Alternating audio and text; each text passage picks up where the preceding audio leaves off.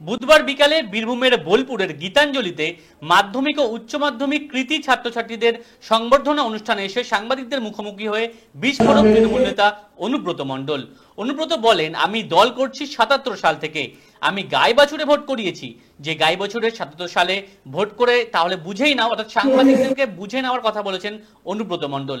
আমার প্রতিজ্ঞা ছিল সিপিএম কে তাড়াবো, সিপিএম কে তাড়িয়েছি, আমার নামে কে কি বললো বয়ে যায় না, অনেক রাখাল বাখাল আছে, কি করব, এভাবেই বিস্ফোরক অনুব্রত মণ্ডল। কিন্তু কাকে উদ্দেশ্য করে এই রাখাল বাখাল কোরআন করে এই কথাটা বলেছেন অনুব্রত মণ্ডল, এই নিয়ে শুরু হয়েছে রাজনৈতিক চর্চা। ঠিক কি বলেছেন সাংবাদিকদের মুখোমুখি হয়ে অনুব্রত মণ্ডল, দেখাবো।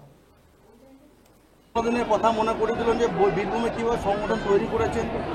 দেখুন, আমার মতো তখন মনে হয় তুমি বাচ্চা ছেলে বোধহয় হও নাই। আমি দল করছি ৭৭ সাল থেকে, আমি গাই বাছুরে ভোট করেছি। তা গাই বাছুরে যে ভোট করে ৭৭ সালে, তো বুঝিয়ে নাও। আর আমার প্রতিজ্ঞা ছিল সিপিএমকে তাড়াবো, তাড়িয়েছি। তখন আমাদের সঙ্গে কেউ ছিল না, আমি, চান্দু, বিকাশ, সুইত্য আর গগন, কয়েকজন আমরা ছিলাম।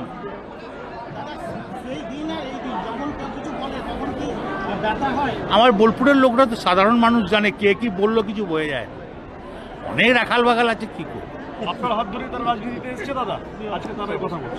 কে কি বলছে আমার বলে, রাজনীতি কারো বাপের নয়, যে রাজনীতি সবারই জন্য। কি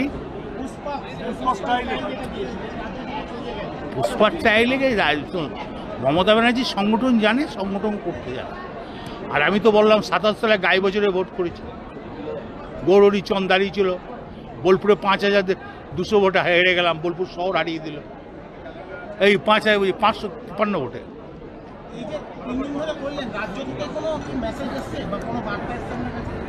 সেগুলো তো পার্টির ব্যাপার, সেগুলো তো প্রকাশ্যে বলা যায় না,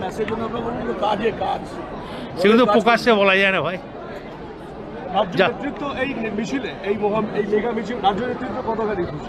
সেটা রাজ্য নেতৃত্ব তোমরা প্রশ্ন করো, কি পার্টি, সেটা তো আমরা জানি। আমাদের প্রত্যেকটি অতিথি পর্বের পরস্পরকে আজকে মঙ্গল প্রচলিত হচ্ছে।